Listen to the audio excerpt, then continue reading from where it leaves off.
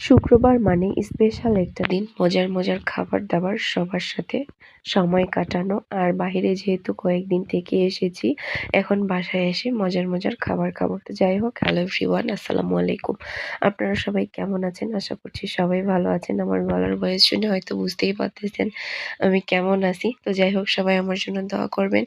তো আম্মু সকালবেলা উঠে গমের পরোটা করে দিচ্ছিল, মানে গমের আটার পরোটা করে দিচ্ছিল, আর আমি ভেজে নিচ্ছিলাম। আর এরপরে এখানে একটা সেমাই রান্না করা হয়েছে দুধ দিয়ে। দুধ দিয়ে সেমাই খেতে তো খুবই ভালো লাগে। তো সকালের নাস্তাটা আমরা সেমাই আর পরোটা দিয়ে করে নিয়েছিলাম। আর আব্বু এরপরে বাজার থেকে টাটকা টাটকা গরুর মাংস এনেছিল।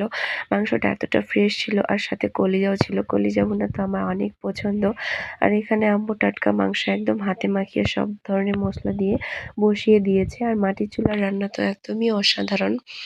আর সাথে ছিল একটা মটর শাক ভাজি।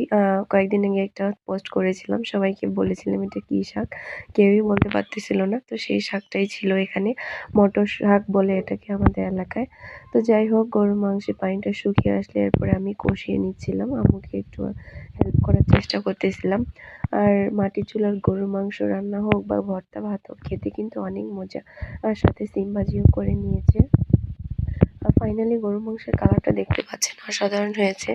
রান্নাবান্না শেষ করে সবাই নামাজ পড়ে এসে সবাই মিলে পরিবারের সাথে একসাথে বসে খেয়েছি আলহামদুলিল্লাহ। তো যাই হোক, এরপরে আপনাদের ভাইয়া পুকুর থেকে মাছ নিয়ে এসেছিল, মানে আমার শ্বশুরবাড়িতে পুকুর আছে, সেখান থেকে কিছু টাটকা মাছ এনেছিল। তো সেগুলো আমরা ধুয়ে বেছে রান্না করার জন্য সব রেডি করে নিয়েছিলাম, কারণ টাটকা মাছ খেতে খুবই ভালো লাগে। কিছু পরিমাণ মাছ আমরা রেখে দিয়েছি, আর কিছু পরিমাণ রান্না করব হাতে মাখিয়ে।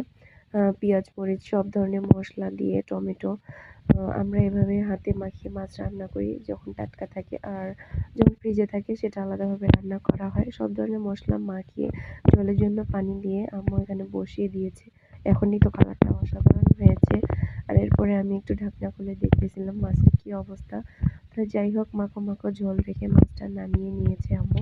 আর অন্যদিকে ভাপা পিঠা বানানোর জন্য আটাও রেডি করে নিয়েছিল। আর কিছুক্ষণ পরে ভাপা পিঠা বানানো শুরু হয়ে গিয়েছে। আজকে আমরা রাত্রে ভাপা পিঠা খেয়েছিলাম। আজকে বলতে এটা শুক্রবারের ভিডিও ছিল। তো যাই হোক, রাত্রিবেলাও কিন্তু ভাপা পিঠা খেতে খুব মজা লাগে, রাত্রে বা সকালবেলা।